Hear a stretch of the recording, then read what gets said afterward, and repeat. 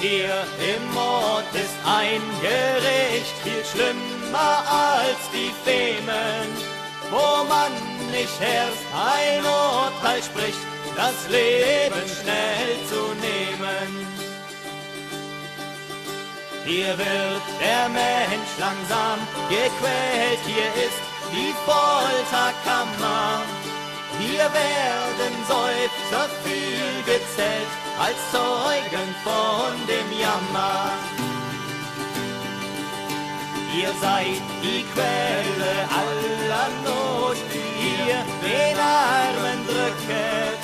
Ihr seid die ihm das trockene Brot noch von dem Munde rücket.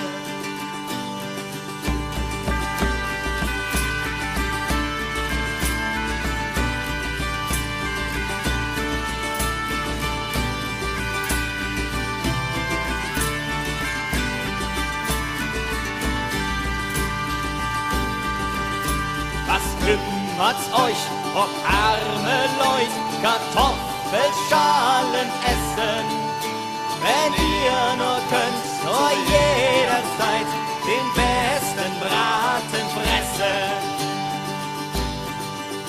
Hier hilft kein Betteln, hilft kein Flehen, umsonst ist alles Klagen.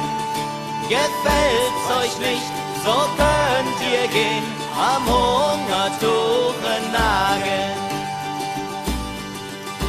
Nun denke man sich diese Not und Elend dieser Armen.